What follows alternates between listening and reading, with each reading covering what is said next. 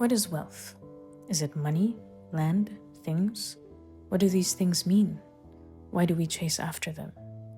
Why do kings ask to turn everything they touch into gold? Why do we decide to exchange the things we have, love, food, and soft things, for something beautiful, shiny, and meaningless? Does gold make us happy? Or is that only what we were made to believe? Hi, I'm 20 Sides, and this is the story of Midas. It's a cautionary tale that stuck with me over the years. Dionysus was looking for his foster father, and it was Midas who brought him back to the demigod. Pleased with this outcome, Dionysus wanted to reward Midas for his father's safe return. Of course, we know what Midas asked for. Everything he touched would turn to gold. A stick, a rock, and all the roses in their garden.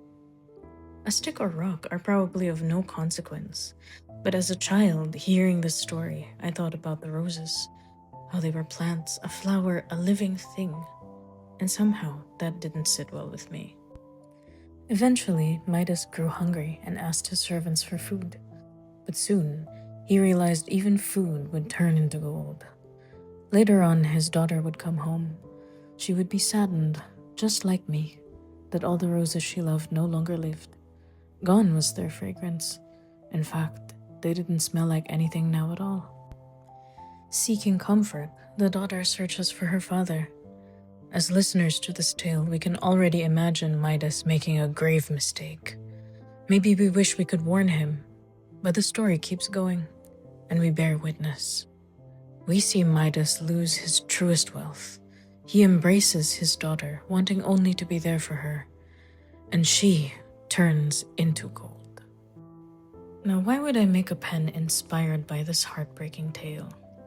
Is it because I believe wealth to be inherently evil? Is it because I don't think our prized material objects serve a purpose in our lives? No, that isn't what I think at all. Growing up, I had been afraid and confused. We were fed definitions of success, always more, bigger, better, constant upgrades, constant chasing, constant wanting and having. This vicious cycle of working hard so we can live up to the standards that other people have set for us. Or standards we embraced for ourselves without first asking, is this what I truly want? But then this begs the question, is the solution to stop spending, stop buying, stop collecting? At this crossroads, we can start facing ourselves and our truths. We can finally ask, why? Why do we want things? Why do we grow attached to them? Why does it bring us joy? We ask why, not to discredit that joy, but to find that joy. Because when we can recognize that joy, we can also begin to recognize when we are spending merely from pressure or for the sake of external validation.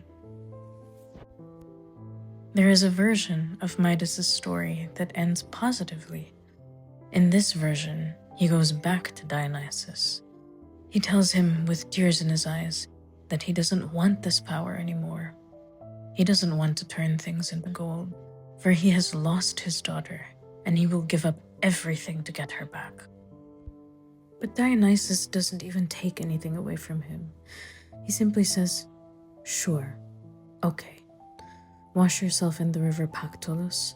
Wash everything in the river that you wish to turn back. And in the end, Midas saves his daughter. In life, we exchange a lot of our truest wealth for fleeting ones.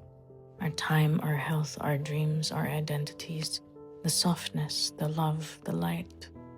But wanting pretty things is not evil.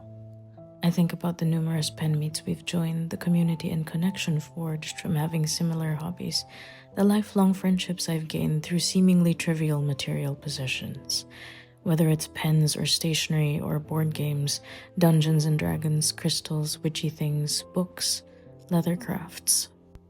Ultimately, the things we cherish most are linked to something deeper, like that artist you want to support, makers you admire, principles you believe in, a small business you want to see succeed. Midas is not a black and white cautionary tale. It's a tale that urges us to question and reevaluate, a tale that challenges us. And the Midas pen is simply the externalization of my own musings. What is wealth? What is my wealth?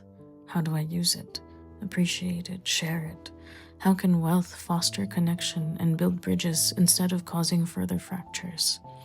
And much like Midas, even if we have made so many mistakes in the past, we can change. We can choose differently, and we can make amends, grow into better people and better stewards of our wealth. This project is the result of many wealths combined, and by that I mean wealth in the form of support from EndlessPens and Hatch, the skill and craftsmanship of Mackenzie Penworks, likewise of Leonardo Officina Italiana, and my beloved wife who helped me with this video. The time and energy that the entire team poured into this vision until the pen was born. I'm grateful I had this opportunity, and whether or not you give Midas a spot in your collection, I'm so thankful for the wealth of being able to speak some of my truth to you today.